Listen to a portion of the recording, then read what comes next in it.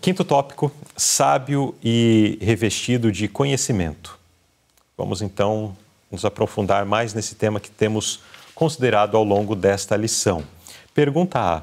Por que precisamos examinar nossa atitude de dentro para fora, envolvendo coração, palavras e atos? Irmão Clóvis, por que precisamos olhar para dentro do nosso coração e fazer uma avaliação completa, geral, e não apenas parcial da nossa vida? Essa avaliação é imprescindível, ela é importantíssima, porque o resultado dela pode revelar que nós estamos salvos, mas também pode revelar que estamos completamente perdidos. E o apóstolo Paulo nos recomenda, em sua segunda carta, 13, versículo 5, que nós precisamos examinar a nós mesmos, se nós estamos na fé, se nós estamos permanecendo verdadeiramente em Cristo Jesus. Caso o resultado dessa análise seja negativo, ou seja, não, em algum ponto eu não estou permanecendo na fé, em algum ponto eu não estou seguindo ao Senhor como deveria. O resultado significa que você está numa situação reprovada, no estado de reprovado espiritualmente. E é muito sério isso, né? Pode custar a sua salvação. E eu glorifico a Deus de um modo muito especial, porque o Espírito Santo, ele nos permite termos essa capacidade de fazer essa autoanálise.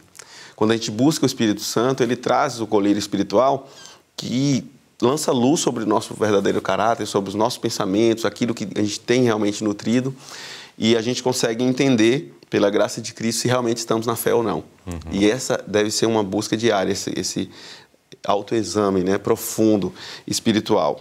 A nota, no primeiro parágrafo, gostaria de compartilhar com os irmãos, diz assim: examinai-vos a vós mesmos, se estáis na fé, provai-vos a vós mesmos. Critique de perto o temperamento, olha que interessante, o temperamento vai revelar o seu coração, né? A disposição, os pensamentos, palavras, inclinações, propósitos e atos.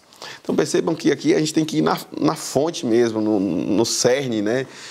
De onde procedem nossas ações, não apenas as ações, mas o que me motivou a agir dessa maneira, né? Qual foi o meu intento, que inclinação estou revelando, como está o meu temperamento. Então, esses são indicativos do que há em nosso coração, se estamos ou não na fé.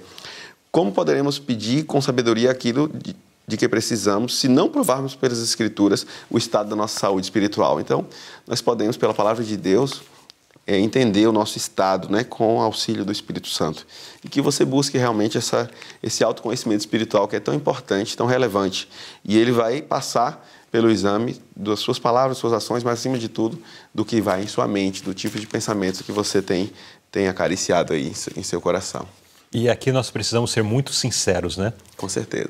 Não é algo que nós vamos publicar, não é algo que nós precisamos falar, etc. Portanto, não precisa ter filtros. Não precisa. Nós precisamos, como já vimos em lições passadas, para com os demais, nós precisamos agir com amor, com prudência. Mesmo algumas dificuldades ou erros que as pessoas cometem, nós precisamos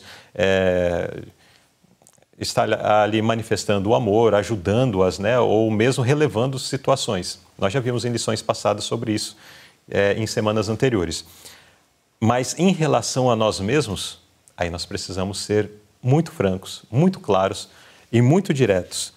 Não devemos passar a mão mesmo. Falar, não, coitadinho e tal. Não, é isso daí não. Nós precisamos ser, olha, julgar o nosso caráter, julgar as nossas ações, julgar as nossas palavras. Por exemplo, existe uma situação aqui que eu tenho refletido muito ultimamente, né? Sobre uma determinada questão que eu notava que, por mais que eu falava assim, olha, com isso a gente não deve se envolver, etc. e tal, mas quando surgia o assunto, em alguma roda, eu sempre tinha muita opinião para apresentar sobre o assunto. Eu comecei a me julgar e pensar, como que eu posso afirmar tal coisa, sendo que quando os assuntos surgem eu tenho opiniões, tenho que falar, sabe de uma coisa? Eu preciso vencer essa fraqueza, essa dificuldade, para que naquilo que eu também falar não venha a ser reprovado, né? A palavra de Deus faz menção disso. E tem sido um esforço, em algum momento eu penso, poxa vida, a língua coça, né? Como diz. Sim. Não, mas o propósito, a vontade de Deus é essa, é uma luta. E Deus tem dado graça para superar essa situação em relação a um detalhe específico que me vinha à mente sempre que, enfim. Mas eu preciso me julgar. Eu preciso me avaliar à luz da palavra de Deus. Se eu não fizer isso e não tomar uma decidida posição concernente a esses problemas, essas dificuldades, que o Espírito Santo nos ajuda a perceber, porque é Ele que nos dá a graça para perceber que, olha, nesse ponto aqui está falho, nesse ponto, enfim.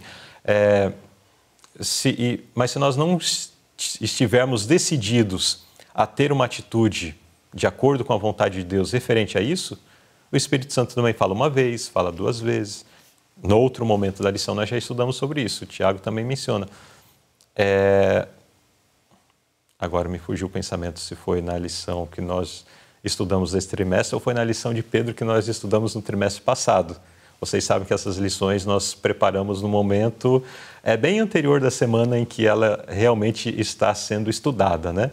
Então, eu ainda estou com alguns pensamentos da lição do trimestre passado, e pode ser que seja, onde nós insistimos com pensamentos, insistimos em recusar ali a ação, a afirmação do Espírito Santo em nossos corações. Daí chega no momento em que o Espírito Santo não tem mais o que falar para nós. Inclusive, daí a palavra de Deus diz que nós pecamos contra o Espírito Santo. É porque nós resistimos tanto e tanto. O Espírito Santo falando, olha, você não deve falar isso. O Espírito Santo fala, você não deve fazer isso. O Espírito Santo diz, você não pode ficar pensando nessas coisas. Com certeza. E a gente insiste, não, mas é tão bom. Não, mas quando o assunto chega, aí sim parece que é o meu mundo. Mas aí a gente está pecando contra o Espírito Santo. A gente está forçando a nossa consciência contra a voz do Espírito Santo. E aí é a triste realidade, quando nós fazemos isso, a triste realidade é que o Espírito Santo não pode mais falar em nós, em nossos corações. E se o Espírito Santo, que é aquele que nos convence do pecado, da justiça e do juízo, deixa de falar às nossas mentes e aos nossos corações, que esperança resta para nós? Então, vamos entender, vamos permitir, vamos buscar da parte de Deus que o Espírito Santo nos conduza e comunique luz e vida em nós, para que nós possamos comunicar, então, luz e vida também àqueles que estão ao nosso redor. Amém. Irmão Clóvis, assim nós estamos fechando essa lição, mas gostaria que o irmão dirigisse as palavras finais de apelo a cada irmão, a cada irmã que está acompanhando, ouvindo ou assistindo a esse estudo. Nós observamos nessa lição que realmente o Espírito Santo pretende purificar a fonte do nosso coração, pretende que sejamos fontes de água doce, pretende que nossa mente seja pura, para que nossas palavras sejam puras, para que nossas ações sejam coerentes e que dessa forma nós possamos impactar as pessoas com a graça de Cristo, com o poder do Evangelho que transforma as vidas. Então, terminando essa lição, fica essa reflexão para nós, que nós possamos escolher bem os nossos pensamentos, com a graça de Deus, expulsar os pensamentos negativos e pecaminosos, e que possamos ser vencedores em primeiro lugar em nossa mente e, consequentemente, que os frutos que serão revelados nas palavras, nas ações, sejam frutos que glorifiquem o nome do Senhor.